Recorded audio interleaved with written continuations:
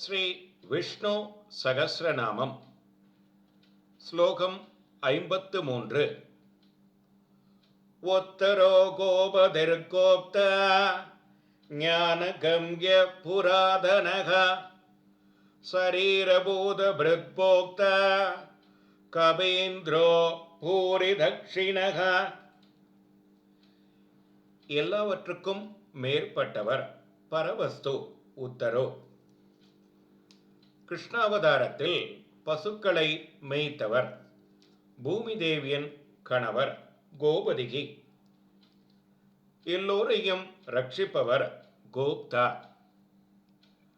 பகவத் தத்துவ ஞானத்தால் மட்டுமே அறியப்படக்கூடியவர் ஞானகம்யகா. யாராலும் படைக்கப்படாதவராக ஆதியிலிருந்தே இருப்பவர் புராதனகா. நாம் நம் உடலை ஜாக்கிரதையாக பார்த்து கொள்வது போல இந்த உலகத்தை தன் சரீரமாக பார்த்து கொள்பவர் சரீர பூதபிரத். அனுபவிக்காமல் சாட்சி மாத்திரமாக இருந்து உலகத்தை அனுபவிப்பவர் போக்தா.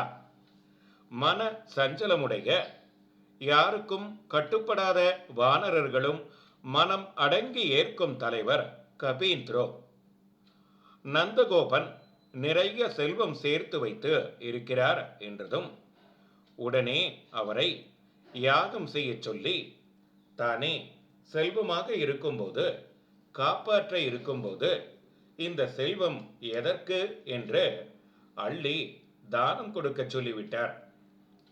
ராம அவதாரத்தில் வனவாசம் செல்ல புறப்படும் முன் 14 வருடம் கழித்து வந்தால் நமக்கு ஏதாவது வைத்துக் கொள்வோம் என்று நினைக்காமல் தன்னிடம் உள்ள அனைத்தையும் அள்ளி அள்ளி தானமாக கொடுத்துவிட்டு புறப்பட்டார் ராமபிரான். அள்ளி அள்ளி கொடுப்பவர் பூரி தட்சிணகா.